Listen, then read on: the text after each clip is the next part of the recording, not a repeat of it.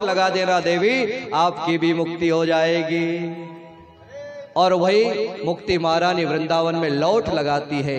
धन धन वृंदावन रजधानी, धर्म कर्म जा बटत जेवरी, मुक्ति भरई जा पानी, चार पदार्थ करत मजूरी, घर छावे ब्रह्मा से ज्ञानी, घर घर ज्ञान भक्ति के महिमा, सहचरी व्यास बखानी। भगवान ने वृंदावन की रचना करी, पृथ्वी के अभिमान को भगवान ने दूर किया। सुखदेव जी ने कथा आगे मोड़ी है। ब्रह्मा जी महाराज बड़े चिंतित है, भगवान का ध्यान कर रहे हैं। ठाकुर हे नाथ, ये सृष्टि कैसे बढ़ाऊं? तन की सृष्टि, मन की सृष्टि, भाव और विचारों की सृष्टि आगे बढ़ने का नाम नहीं ले रही है। उसी समय ब्रह्मा जी के शरीर के दो भाग हो गए। ब्रह्मा जी का शरीर दो भागों में विभक्त हो गया। एक भाग से स्वयंभू मनु और दूसरे भाग से देवी शत्रुपा का जन्म हुआ। स्वयंभू मनु और देवी शत्रुपा आज अर्ध भाग से जन्म लेते हैं। दोनों का विवाह हो गया। प्रथम राजा का जोड़ा, सृष्टि में पहला जोड़ा स्वयंभू मनु और देवी शत्रुपा का बना। दोनों का विवाह हो गया। यहाँ से मैथुनी सृष्टि चल रही है, ध्यान देना आप। अभी तक तो विचार की सृष्टि चली थी ब्रह्मा जी की, स्वयंभू मनु और देवी शत्रुपा से आज मैथुनी सृष्टि चलेगी। यहाँ से संसार में मैथुनी सृष्टि प्रारंभ हुई। राजा और रानी के जोड़े ने ग्रस्त जीवन को अपनाया और 5 संतान हुई। 5 संतानों को जन्म दिया, 3 बेटियां ने 2 बेटा। आकुति, देवहूति और प्रसूति, ये 3 कन्याएं हुई। प्रियव्रत और उत्तानपाद, ये 2 बेटे को जन्म देते हैं। इन 3 कन्याओं का चरित्र भागवत जी में आया है। देवहूति, मां देवहूति का विवाह एक ऐसे ऋषि से करना पड़ा। बड़े ध्यान से समझना आप, कौन है मां देवहूति?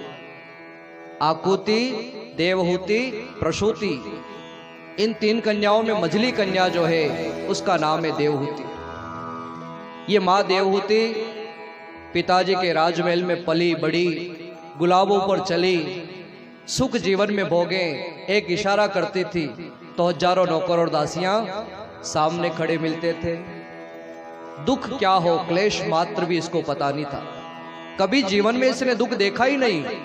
पिताजी के वैभव में पली बड़ी, सोने चांदी के पात्रों में भोजन करने वाली, मखमल पर चलने वाली, लेकिन विडंबना यह रही, इस देवहूति का विवाह एक ऐसे ऋषि से करना पड़ा जिन ऋषि का न तो उम्र पता है, न खाने का पता है, न गोत्र पता है। कर्दम नाम के ऋषि से मां देवहूति का विवाह हो गया। कौन है कर्दम? ये कर्दम जी महाराज ब्रह्मा जी के पुत्र हैं। और जब कर्दम जी का जन्म हुआ तो ब्रह्मा जी ने कहा था, बेटा कर्दम, जाकर शादी करो, विवाह करो, तपस्या करो, गृहस्थी बसाओ। कर्दम जी ने मना कर दिया, पिताजी अपन तो भजन करने के लिए आए हैं, अपन विवाह नहीं करेंगे। ब्रह्मा जी ने खूब समझाया, कर्दम जी नहीं माने और कर्दम जी ने तपस्या प्रारंभ करी है। कर्दम, जिसने अपनी इंद्रियों का दमन किया, अपनी इंद्रियों को रोका, अपनी इंद्रियों को बलपूर्वक दबाया और पूरा जीवन भजन में लगाया, वो है कर्दम। बचपन बीत गया, बचपन निकल गया तपस्या करते करते। बड़ी जवानी आ गई, जवानी निकाली, बुढ़ापा आ गया, चौथापन आ गया कर्दम जी का तपस्या करते करते। एक बात निवेदन करूं, कभी इस मन पर आप भरोसा मत करना। ये जो मन है ना, कहां जाकर धोखा देगा पता नहीं। बचपन ढंग से निकल गया तो जवानी में खतरा है, जवानी भी बढ़िया से निकल गई तो बुढ़ापे में खतरा है। और कभी कभी तो बुढ़ापे में जाकर ऐसा दाग लग जाता है जिसको धोना बड़ा मुश्किल है। इस मन के ऊपर कभी विश्वास मत करना। ये मन कहां ले जाकर धोखा देगा पता नहीं।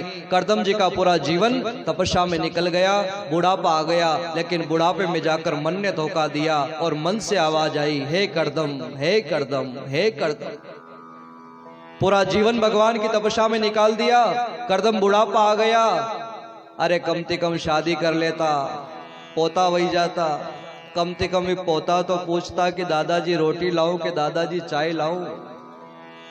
हाँ, अब बुढ़ापे में सेवा कौन करे करदम, हाथ पांव में शक्ति थी, खूब काम कर लिया, लेकिन अब बुढ़ापे में सेवा कौन करे रे करदम। बेटा नहीं करता तो पोता वही जाता, भी तो कम से कम कहता कि दादाजी उन्नी उन्नी रोटी लाऊं, दादाजी चाय लाऊं, कम से कम भी तो पूछता रे करदम।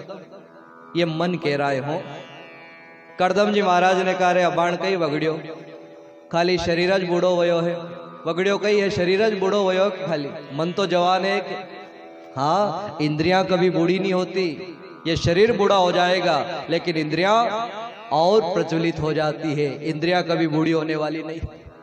ये मन और उद्विग्न हो गया, मन कहने लगा करदम शादी तो बाण भी वही सके, अभी तक तो हरि शरणम हरि शरणम हरि शरणम हरि शरणम ये मंत्र माला पर फेर रहे थे, लेकिन शादी का भाव आया ने माला उल्टी फेरनी चालू कर दी थी। शादी कब हो, शादी कब हो, शादी कब हो।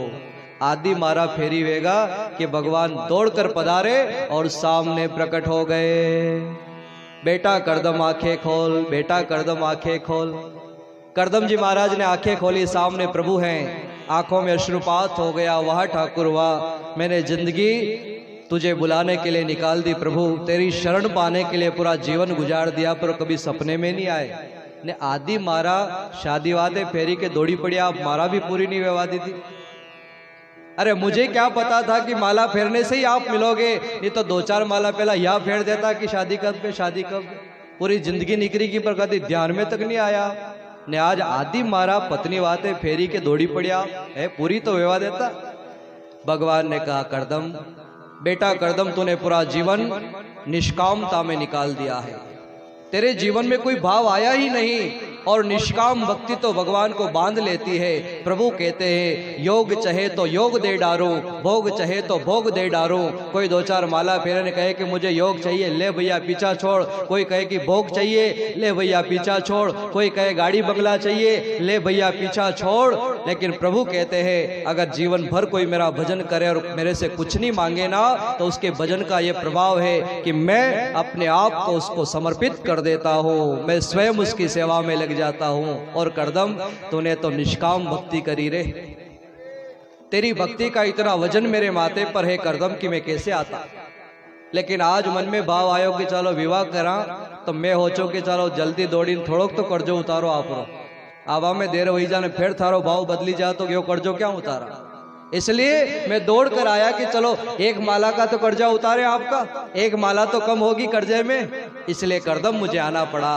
बेटा तुझे शादी करना ना, तो मैं तेरी शादी करवाऊंगा। करदम जी की आंखों में आंसू आ गए। वारे मन, ये मन बड़ा दोगला है, वारे मन। अपने मन को करदम जी कहते हैं कि वारे मन, इस मन का कभी भरोसा मत करना।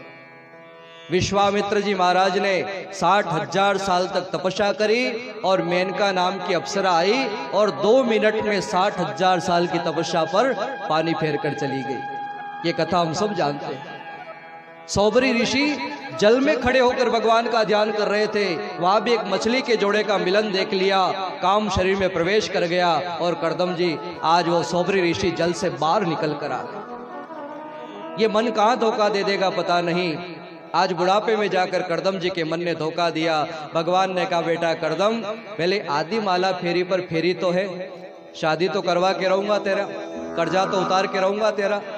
करदम जी की आंखों में आंसू है। प्रभु आपका आदेश है तो कौन मना करेगा, लेकिन प्रभु हमारी भी एक शर्त है, मेरी भी एक शर्त है प्रभु, आप स्वीकार करो तो शादी करूं। धन्य है करदम जी। प्रभु ने कहा एक शर्त कहीं और शर्त वेगा तो भी पूरी करांगा, भजन की दो थे जिंदगी भर, बोल करदम। करदम जी ने कहा प्रभु शर्त ये है। करदम जी जानते हैं शादी वेगा तो गृहस्थी में जानो पड़ेगा, पत्नी आवेगा, एक आध संतान वेगा ने, फिर संतान में भी मन लागेगा ने। भगवान ने कृपा दी, संतान में मन लागी गयो तो माला छूटी जाएगा, माला अधूरी रह जाएगी।